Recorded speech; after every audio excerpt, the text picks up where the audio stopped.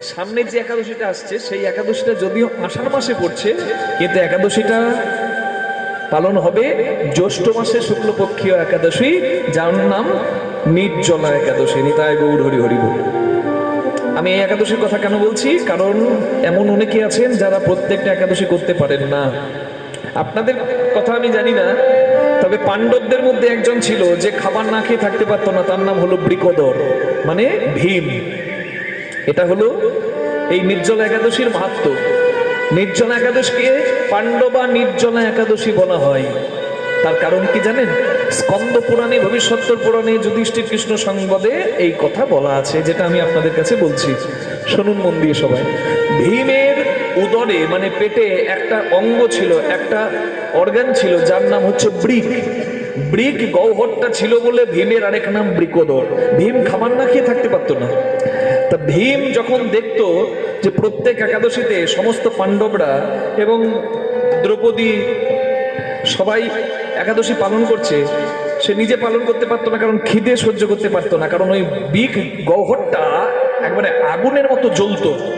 খাবার খেয়ে সেই গহ্বরটাকে শান্ত রাখতো ভীম। তা না খেয়ে থাকাটা তার কল্পনার অতীত।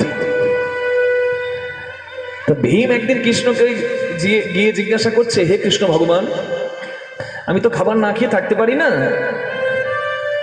মাসে 24টা একাদশী করা আমার স্বপ্নেরও বাইরে। তা আপনি এমন একটা একাদশীর নাম করুন, একটা একাদশী পালন করলে সব একাদশী পালনের ফল পাবো আমি। আমার মতো যারা আছে তারা ওই একটা একাদশী পালন করলে সব একাদশীর ফল পাবে, এরকম কোন একাদশী? বলে এর উত্তর তোমাকে দেবে ব্যাসদেব। ভীম গেল ব্যাসদেবের কাছে আর গিয়ে বলছে যে, হে ব্যাসদেব, আমাকে বলুন কোন একাদশী পালন করলে আমার সব একাদশী পালন করার সমতুল্য ফল আমি পাবো। তখন ব্যাসদেব বললেন, যেহেতু তুমি খাবার সহ্য করতে পারো না, মানে খিদে সহ্য করতে পারো না, খাবার তোমার প্রয়োজন, তুমি বৃকোদর, তাই তোমার জন্য আমি বিধান দিলাম, তুমি নির্জলা একাদশীটি জলগ্রহণ পর্যন্ত না করে পালন করো, আর পরের দিন প্রসাদ পেয়ে ঠিক সময়ে পালন করো, তাহলে তুমি সমস্ত একাদশীর সমতুল ফল লাভ করতে পারো। তা ভীম এই একাদশীটা পালন করেছিল। যে ভীম খাবার না খেয়ে থাকতে পারতো না, সেই ভীম পর্যন্ত এই একাদশীটা পালন করেছিল। তাই একাদশীটির নাম, এটি ভীম পালন করতো, এই একটা একাদশী, তাই এই একাদশীটির নাম পাণ্ডবা নির্জলা একাদশী। একাদশীটির নাম নির্জলা একাদশী, কিন্তু ভীমের নামে একাদশীটির নাম হয়েছে নির্জলা একাদশী। নিতাই গৌর হরি হরি বল। তাই আপনারা যারা সমস্ত একাদশী পালন করতে পারেন না, আপনাদের কাছে প্রার্থনা করলাম এই একাদশীটি পালন অবশ্যই পালন করবেন। এবার একটা সমস্যা কি জানেন? বলছে 25শে জুন একাদশী না 26শে জুন একাদশী, এই নিয়ে বিরাট দ্বন্দ্ব। কেন? ইসকনের ভক্তবৃন্দ বলছে 26শে জুন একাদশী, আর স্নাতক মতের বা অন্যান্য গুরু পরম্পরায় যারা আশ্রিত তারা জানে, গুরু পরিবারের কাছ থেকে জেনেছে যে 25শে জুন একাদশী। আপনারা কোন দিনটি পালন করবেন? একাদশী লাগছে 24 তারিখ, ছেড়ে যাচ্ছে 25 তারিখ, তাহলে সূর্যোদয়ের নিয়ম অনুযায়ী, অরুণ উদয় তিথি অনুযায়ী, মানে যেদিন একাদশী থাকাকালীন সূর্যোদয় হবে সেই দিনটা পালন করতে হবে। এটা হচ্ছে স্নাতক মতের নিয়ম। মানে যারা গৃহী, যারা পুঙ্খানুপুঙ্খ বিচার করার যাদের প্রয়োজন হয় না, তারা যারা গৃহী ভক্ত, যারা স্নাতক মতের ভক্ত, তারা 25শে জুন একাদশী পালন করবেন প্রথম দিন, 25শে জুন।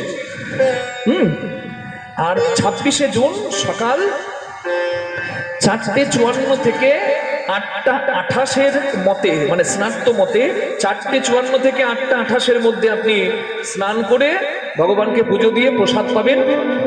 যদি প্রসাদ আয়োজন না করতে পারেন, অন্তত সেই সময়ে জগন্নাথের যে প্রসাদ, শুকনো অন্ন প্রসাদ ঘরে এনে রাখবেন, সেটি মুখে নিয়ে জলগ্রহণ করে পারণটা করে নেবেন, তারপরে এবার প্রসাদ পাবেন আয়োজন করে। জয় রাধে।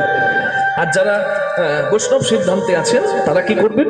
সকাল 5:25 থেকে 10:04 মধ্যে আপনি পালন করতে পারেন, মানে প্রসাদ পেতে পারেন। মোট কথা সূর্যোদয়ের পর আপনি প্রসাদ পেয়ে একাদশী পালন করুন। একাদশং নিরাহারং ব্রতনানেন কেশব প্রসিদ্ধ সুমুখনাথ জ্ঞান দৃষ্টি প্রদভব, এই মন্ত্রটি বলে। যদি কেউ পালনের সময় ভুল করে আমরা বলে থাকি সে একাদশীর পুণ্য ফল পাবে না, কিন্তু শাস্ত্রের বিধানও আছে যদি ক্ষমা প্রার্থনা করে তাহলে একাদশীর ফল লাভ সে পেলেও পেতে পারে। তাই ক্ষমা প্রার্থনা যদি একাদশী পালন ঠিক সময় না হয় করে দেবেন। কি বলে? পাপহং, আমি পাপী, পাপ কর্মহং, আমার কর্ম পাপ পুণ্য, পাপ আত্মা, আমি পাপ আত্মা, পাপ সম্ভব, আমার সমস্ত কিছু পাপের, কিন্তু তুমি তো পরম পুণ্যবান, তুমি তো পরম শক্তিমান, তুমি তো স্বয়ং ভগবান। ত্রাহিমাম পুণ্ডরীকাক্ষম সর্ব পাপ হরহরি, আমার সব পাপ তুমি হরণ করে তুমি প্রিয়তাম পুণ্ডরীকাক্ষম সর্বযজ্ঞের সরহরি তস্মিন তুষ্টি জগৎ তুষ্ট প্রণীতে প্রণমং জগৎ, প্রণীতে প্রণমং জগৎ, তোমাকে প্রণাম করলে জগৎকে সবাইকে প্রণাম করা হয়। তো তোমার কাছে আমি প্রার্থনা করলাম তুমি আমাকে একাদশীর ফল দান করো প্রভু, তুমি আমাকে ফল দেবে এটা আমি জানি নিশ্চয়। নিতাই গৌর প্রেমানন্দে হরি বল, এটা বলতে হবে। এবার 26শে জুন যারা একাদশী পালন করছে তারা কি মতে করছে? তারা একেবারে বিশুদ্ধ সিদ্ধান্ত, মায়েরা আমার দিকে তাকাবেন, বিশুদ্ধ সিদ্ধান্ত, মায়েরা আমার দিকে তাকাবেন। যদি একাদশীর পরের পূর্ণিমা বা অমাবস্যাটা পূর্ণিমার দিন পার করে বা অমাবস্যার দিন পার করে প্রতিপদেও পড়ে, মানে সামনে পূর্ণিমাটা স্নান যাত্রা, সেটা যেহেতু মানে পূর্ণিমা পার করে প্রতিপদের দিনও থাকছে, তাই এই তার আগের যে একাদশী মানে এই যে পাণ্ডবা নির্জল একাদশীটার নাম হবে পক্ষবর্ধিনী। নিতাই গৌর হরি বল। তার আগের দ্বাদশীটাকে বলা হয় পক্ষবর্ধিনী মহাদ্বাদশী। যেহেতু মহাদ্বাদশী যুক্ত একাদশীটি, তাই দ্বাদশীর দিনে পালন করবে ইস্কনের অনেক ভক্তবৃন্দ। তাই আপনারা যারা পক্ষবর্ধিনী মহাদ্বাদশীকে মানেন, শাস্ত্রকে সম্মান করেন, আপনারা 26শে জুন একাদশী পালন করে তারপরের দিন সূর্যোদয়ের পর প্রসাদ পেয়ে পালন করতে পারেন। পশ্চিমবঙ্গে, ত্রিপুরায়, বাংলাদেশে 26শে জুন একাদশী পালন করা যাবে, আর বাকি পৃথিবীর সর্বত্র স্থানে 25শে জুন পালন করাটাই শ্রেয় হবে। প্রেম সে বলুন রাধা রানী কি, শ্যাম সুন্দর কি।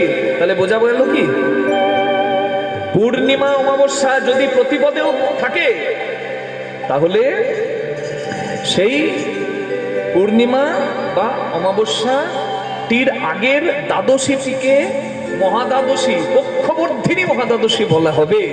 যেহেতু নির্জলা একাদশীর পরের দ্বাদশীটা পক্ষবর্ধিনী মহা